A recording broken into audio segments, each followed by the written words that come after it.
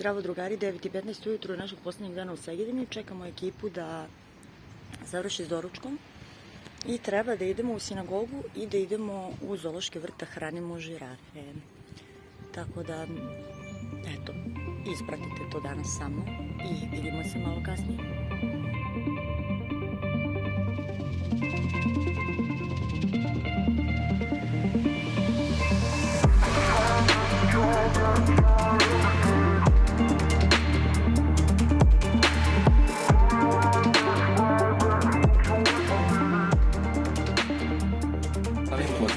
Lajoša Endredija. On je zapravo kurator ili zamjenik direktora marketinga. Znači on će nam predstaviti sad zoo vrt za ovih, ne znam, sat i po vremena. Prvo ćemo posjetiti žirafe koliko znam, nakon toga ćemo nastaviti našu šetnju i onda će dati izjavu za televiziju. És akkor miért még belevágnák az állatkertbe, kérdésem lenne, hogy mennyire tartják Szerbiában az állatkerteket frekventált turisztikai célpontoknak. Jedno pitanje na početku, koliko su frekventivne distance zoološki vrtovi u Srbiji kao turističke destinacije? Pa na 200 centru. Prva je Palić, pa onda Beograd, pa dole Jagodina. Godišnje posećuje te zoološke vrtove godišnje otprilike 3 do 4 miliona ljudi. És minden egyes régióban a leglátogatottabb intézmények az állatkertek. Legutóbbi fölmérés szerint például a leglátogatottabb magyarországi belépőleges intézmények a fővárosi Najposećeniji zoološki vrt je naravno u Budimpešti, pošto je najveći, naravno i glavni grad, a i manji zoološki vrtovi su dosta posećeni. Vidite ovdje, evo nedelja, 10 sati, isto i red da se ulazi u zoološki vrt. És a Szegeden, Szeged környékén Szegedi Vadaspark számít az egyik A u ovoj okolini je Segedin naravno najposećeniji zoološki vrt. To ne moram pričati, to vidite. Pandemija je nešto promenila posećenost zoološkog vrta, ali pre pandemije je godišnje ovaj zoološki vrt posetio preko 250.000 ljudi. Zoološki vrt je osnovan 1989. godine i naravno pripada lokalnoj samoupravi, znači lokalna samouprava održava zoološki vrt. Nije podobno samo za turiste, nego i naravno za stanovnike Segedina, pošto je blizu centru grada, znači ništa nije daleko ovdje u Segedinu. Vidjeli ste da za nekoliko trenutaka smo bili ovdje u zoološkom vrtu i ono što je najvažnije u ovom zoološkom vrtu da se rasprostranjuje 42 hektar. 45 körülbelül. Leži na otprilike 47 hektara zemljišta i naravno sve je u šumi pošumljeno, znači jedan od velikih zooloških vrtova po veličini. Znači, zoološki vrt je jedan od najvećih u Mađarskoj i po broju životinja i po veličini teritorije i naravno sačuvanje vrsta koji su ugroženi u samoj prirodi i ovdje se odvija program da se te životinje spasu od izumiranja. Pošto Seged leži na tromeđu granice, znači između srpskom i na rumunjskoj granici, mnogi posetioci dolaze iz tih zemalja, znači Srbije i Rumunije. Na primjer, za nedavno od mjesec dana, otprilike svi posetioci su bili iz tih zemalja, znači Srbije i Rumunjske. Dobro, onda sad ćemo početi tu obilazak zoološkog vrta i onda imat ćete jedno iznenađenje, jednu životinju ćemo izbliza pogledati i možda i na kraju.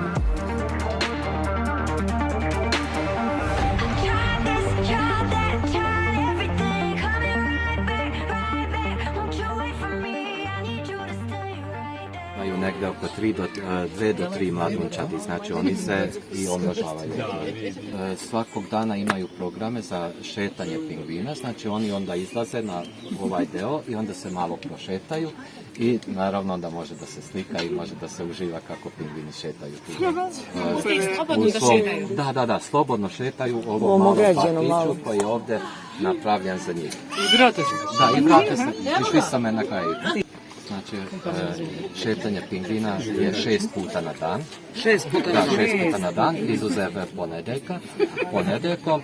Naravno da drugi programi su napravljeni, na primjer, hranjenje lavova, onda még egyszer mi volt a harmadik? Fóka show is. Ja, i foka show, znači predstava foke kako se igraju. A pingvinek nem a pingvinek jönnek ki 6-szor, hanem a teljes program különböző részei. Znači 6 programa, ali to su različiti programi u okviru zoološkog vrta.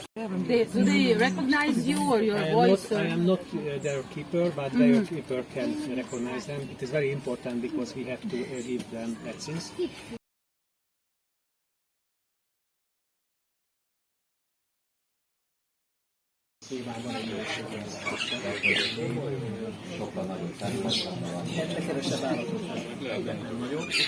Újabb példa a működés. Ptice su pokušali da krijumčare na granicu, naravno carinarnici su oduzeli i naravno ovdje u Segedinskom zoološkom vrtu su ih spasili i naravno onda su tu predstavljeni. Na primjer, dok nije bilo ove zapravo žičane granice između Srbije i Mađarske, onda su na primjer jedan put našli preko 1000 komada grčkih kornjača koji su htjeli krijumčariti, znači preneti bez ikakvih dozvola preko granice. Pa nisu uspjeli pa su ih tu, jel, ako su nađene? Da, ako su nađene i ako pronađu carinarnici krijumčarenu robu, onda naravno donese tu u zoološki vrt i onda ovdje preživljavaju. Znači, kada carinarnici oduzmu ove životinje koji su zapravo, to je krivično delo. Pokušaj krijumčarenja. Da, krijumčarenje, to je krivično delo i pokušavaju da spase sve te životinje, jer krijumčarenje životinja je skoro donosi prihod kao droga ili kako se zove? Oružje. Da. Oni to iz svojih prihoda spašavaju ove životinje. Godišnje negdje oko 1000 životinja stiže kod njih da se spase zbog krijumčarenja. Ne znam ime ove životinje, ali ćemo pogledati. To je velika ptica, ali ne znam ime, nažalost. Oni su upali u vodi u Srbiji, negde, kao mladunčad, pa su ih spasili i ovdje su preživjeli. Znači, najčešći su kornjače, grčke kornjače i naravno ptice i papagaje. Onda su imali ptice gabljivice, na primjer, koji su isto oduzeli. Ta ptica vredi sad cenu jednog modernog vozila. Znači, u maju i do sredine juna dolaze znači, učenici iz razno-raznih škola i onda imaju zoopedagoške predavanja, znači da upoznaju životinje, da što bliže stupaju ovim životinjama koji nisu svakidašnji. To su godišnje negdje oko 200 do 300 programa, znači to je dosta, to ako računamo, to je skoro na svaki radni dan ima koji program. Znači, to je jedno od najvažnijih stvari koje se odvijaju ovdje u zoološkom vrtu. Znači, sad ćemo pristupiti teritoriji gdje samo može grupa da uđe, znači ne može samostalno da se vidi. I otprilike ovaj program da se djeca bolje upoznaju sa afričkim životinjama i onda provedu ovdje negdje oko 40 minuta sa žirafama i naravno i mogu da ih nahrane.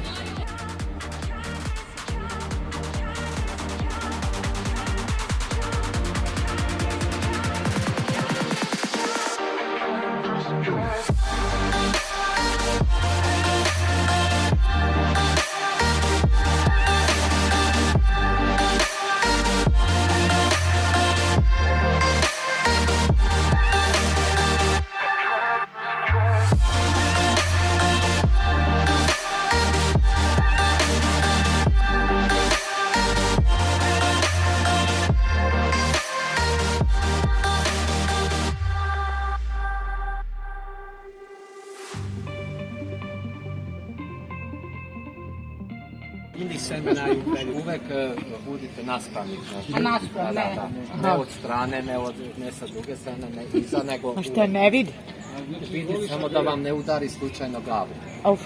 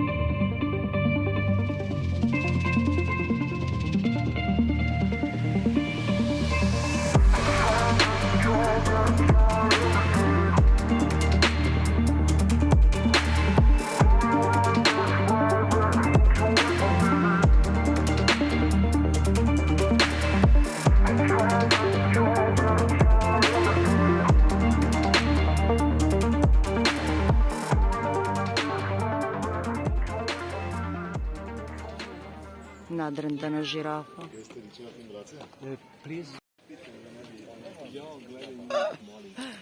Kakav hit. Evo nas.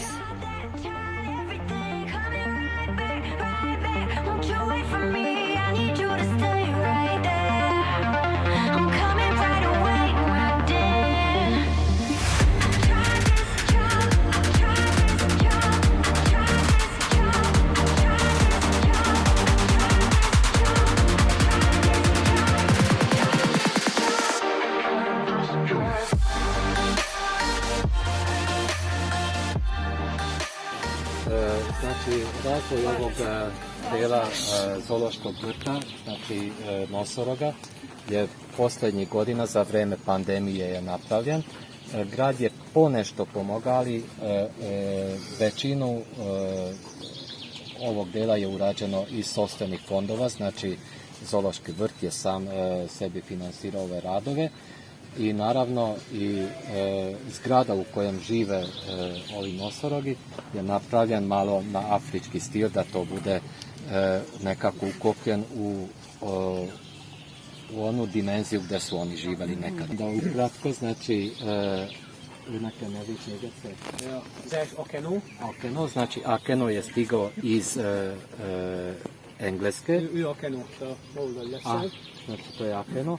A on je zapravo na mađarskom čulek, a ne mogu se setiti onog dela svinjskog mesa, znate, ispod kolena, kolenice. Kolenica. Kolenice, da.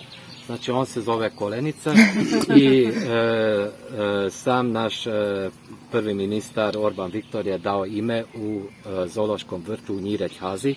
Kad se on rodio, onda je prvi ministar posjetio zoološki vrt i on je nazvao njega Kolenicom.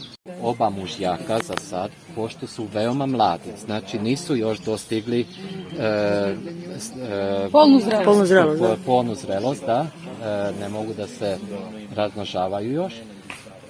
I ako sada donesu ženku pored njih, onda će da se napravi kao da budu brat i sestra, a ne kao mužjak i ženka, naravno. I zato kad treba još malo da porastu, zapravo da dostignu spolnu zrelost, onda će doneti ženku i onda se može razmnožavati. Sa koliko godina imaju polnu zrelost? Ili je to zavisi od težine? Znači oni su sad između 3 i 4 godine, znači starosti, a punu polnu zrelost dostižu negdje oko kada posle 5 godina. Znači oni su još malo, bit će duplo više nego kao što sada izgledaju za jedno 3-4 godine. Oni su još mladi, tinejdžeri. Kada odrastu, onda više ne mogu zajedno da žive mužjaci, jer će jedni druge da unište, nego moraju posebno da budu. Zato planiraju, ako oni napune onih 5-6 godina, onda jednog će predati nekom drugom zoološkom vrtu. Znači samo će jedan mužjak ostati. On će biti tamo u onom delu teritorije, a ženka će biti na ovom delu i nadamo se da će imati i mladunčad. Obično mislimo da su oni jako opasne životinje, ali nisu. Oni su jako pitomi, samo ih ne smemo da maltretiramo. Azijski slonovi se nalaze ovdje, imaju sada 2 azijska slona. Znači oni su sada kao za početak. Gradnja je isto od sopstvenih fondova napravljena. Znači, a ceo teritorij koji imaju slonovi, to je 1 hektar, znači dosta teritorije imaju. Oni su isto još mnogo mladi, oni su azijski slonovi, kao što sam već spomenuo. I sada čekaju 3. slona koji će uskoro stići, pošto bilo je njih 3, ali posvađali su se i morali su jednog odneti u drugi zoološki vrt zbog... Tukli su se? Da, tukli su se, zapravo. Morali su je odneti i sad će stići 3. slon ponovo, da opet bude 3 slona. Zašto je prostor u sredini ograđen? Da li je da bi ga sačuvali, da ga ne pojedu slonovi ovo ili? Miért van leválasztva az a középső da ne ostane nešto zelenila unutar njolete. Za 2 dana bi sve pojeli. Za 2 dana bi sve pojeli. Kad su stigli slonovi, to je povećao posetivost zoološkog vrta na 30 do 40 hiljada posetilaca. Ovo je bila stara sinagoga. Sigurno znate, za vreme Drugog svjetskog rata 1944. godine sve su ih poneli odavde iz Segedina i jedva danas ima negde oko 100, najviše 200 Jevreja u Segedinu, imaju svoju zajednicu, naravno sinagogu, a ovo je stara sinagoga koja se koristi kao koncertna dvorana i za ove, kulturno-umetničke programe se koristi. I ovdje ima jedan znak dokle je bila poplava u to vreme, 1879. godine, u Segedinu, znači dovde je bila voda, negdje 2 metra, a najviši deo sa 6 metara su podigli, znači nivo grada. Znači, ovaj projekat koji vidite tamo na onom zidu otvarano, to je jedno staklo, to je projekat koji u okviru Dunavskog projekta, to je Evropska zajednica finansirala ovaj projekat, koji je sačuvanje kulturno-umetničke baštine Jevreja u ovom delu gdje su živjeli ovdje u Mađarskoj i u Segedinu. Znači to je taj projekat ovog street arta zapravo, kako vidite, to je jedan zapravo prozor koji je naslikan na zid stare zgrade. Gospodin Mikša Rot, koji je zapravo napravio sve ova stakla vitraže na sinagogi, on je zapravo napravio vitraže i u Budimpešti u parlamentu, onda dalje vitraže u Subotici u gradskoj kući, isto je on radio, znači Rot Mikša.